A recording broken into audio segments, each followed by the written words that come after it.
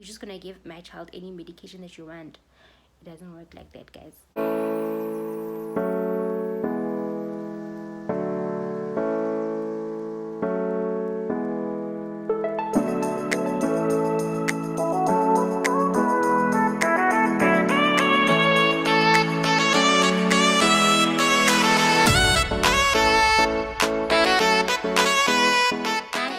Welcome to my channel. My name is Keneiloe Myoli. If you're here for the first time, thank you so much for stopping by. I hope that you will like a chance and subscribe on the red button below to become part of the family.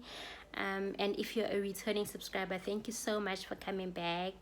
So the title of today's video is, when you're looking for a nanny, the questions that you should ask, or the questions that I think are important to ask. I think some of the questions I'll share with you why I think it's important to ask these questions, and also my experience.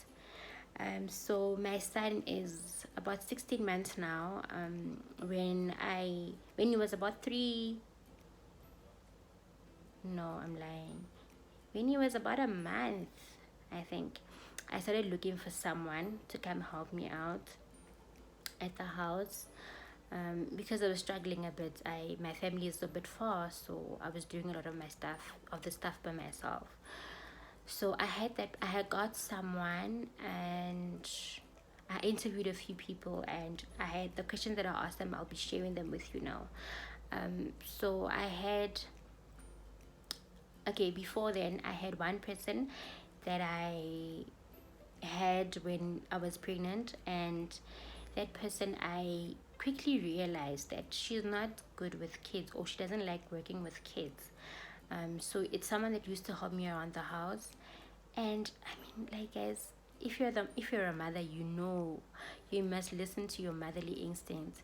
That lady would come in, I'd be holding the baby, for example. She wouldn't even say hi to the baby, say hi, she didn't do any of that. She would just say hi to me, pause, clean the house until late, when I eventually would ask, can you please hold the baby? I want a bath, for example. And that's when I saw, and she would sit with the baby the whole day like this, like she wouldn't say anything to the child. And I got worried. I'm like, no. So I got rid of her. The second person I actually found on Twitter, and it was, I think I was searching for nannies in my area. That's what I typed, and I saw someone was looking for a job for one of their helpers. She said that person was helping her about once a week, but she's really good with kids and she's good around the house. So if you wanted someone, so I actually DM'd that girl. I asked her for her details, and I asked if I can call her just to have her explain to me properly what she meant by the person is good, etc., etc. So that girl, like, yo, I think she's in marketing or something. She sold me, like, the idea of the helper. And really, the helper was amazing. I absolutely love her. I still ask her to come help out till this day. So I kept her until, I think, until baby was about 3 months old. And the reason why I couldn't keep her was she had her own family that she stayed with, and she couldn't be a live-in, and I really wanted someone to live in at the time. So yeah, so I couldn't keep her. I started looking for someone else. I went to an agency. Guys, an agency. Yeah, so that's when I had to now think about the questions, because I remember I'd interviewed other people before, but it wasn't as formal. Like agency, you really need to sit down and think about the questions, and agency, you're interviewing a lot of people. I think I'll probably do like a separate video of my experience at an agency. So let me just, without rambling too much, let me just share with you the questions that I think are important. So the first question would be, I'm just reading them off my phone, guys. The first questions would be, tell me about yourself. I think that one is important. I think we all, when you go for an interview, you get asked a question. Maybe you had questions and someone might mention it, and you won't have to go back.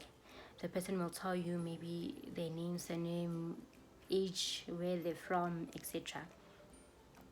So already by then you can tell, okay, maybe this person is a bit too old for my liking, or this person is too young. And that's the first question, right? Second question is, do you have kids and what are their ages? I think the reason why this is important is you wanna understand if this person has first-hand experience with their own family and what are their ages.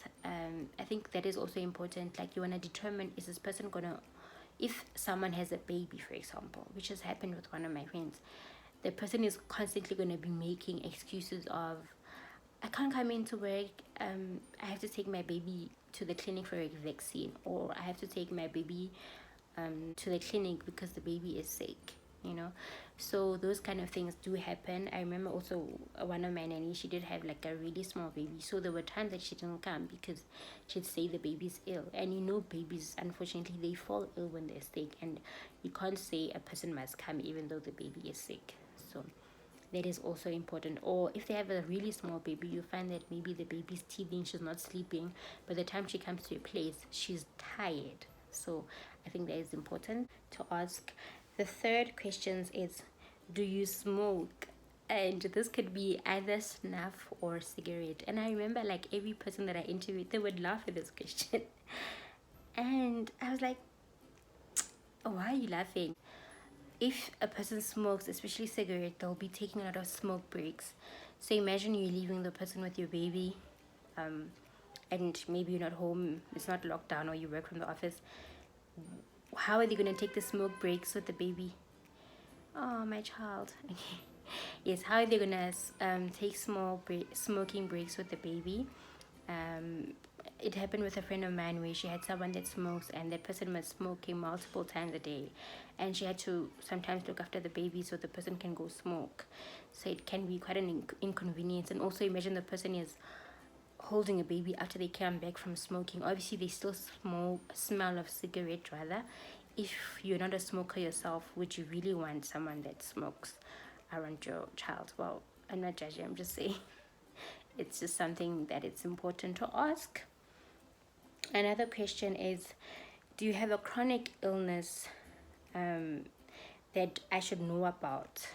And the reason behind this question is not to find out whether a person has, for example, HIV or diabetes, or the reason why you want to ask them is if the person is taking medication, do they need to take off a day off every month just to go to the clinic, for example? If the person takes ARVs, for example, and maybe they take them from a clinic or a specific clinic, it means once a month they're going to have to take a day off just to go to the clinic, because with the clinic you can't say I'll be at work by 8, because you don't know, it depends on the queue or how fast they work, etc.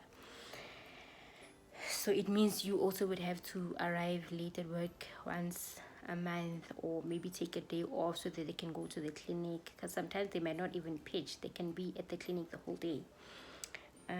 Another question that you can ask, if the person is not from South Africa or the country where you're from, you ask them, do you have a work permit?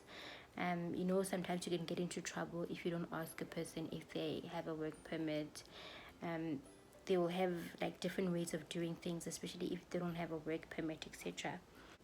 Also, another question that I think is important is, what are your salary expectations? Someone will say, I won't take less than 5,000. Then you already know, like, okay, I can't even consider, because sometimes you will be interviewing 5 people. You'll think of hiring one person, and that person expects 10,000, and when you only have money, you only have 5,000. So it's important to ask that. Some will be shy and say, oh no, whatever you can, or how much are you offering? But it's important to find out what the person is expecting.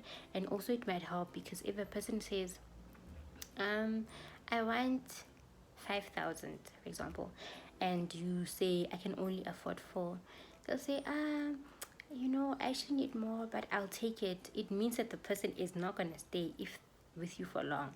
Should they get an offer where they're offering 5,000, they are leaving you soon.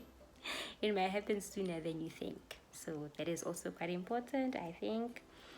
Another question that I have here is, what are there duties that you cannot do or mind doing? Some people, like, they would laugh at this question. I remember at the agency, some were like, but there were people who, like, I remember there was a lady who said, I'm not gonna go down on my knees. There are mops for that. Okay, which was fine. And then someone was like, I don't work on Sundays. It doesn't matter. On Sundays are my day. So the person will be living with you on a Sunday, and on a Sunday they're gonna be in their room the whole time or wherever. If they stay outside, they're not even gonna come inside the house. So it's important to know, like, okay, this person or someone will say, oh, I'm not too good with ironing. So already you have an idea. Okay, if ironing is important to you, this person might not be able to do that. Another question is, are you looking for a job? Why are you looking for a job? And what made you leave your previous employer? Guys, this question is so important. Like, you want to find out what the person is going to say about the previous employer. Are they going to complain? Are they going to say they were not being fed? Or, because most times the person ends up doing or saying the same thing to you. Just want to find out, like, are they talking badly about the employer, and are they looking for a job because they want a raise, or maybe they want to stay closer to home? I mean, we all look for jobs for different reasons, right? The next question is, have you worked with kids before, and what are their ages?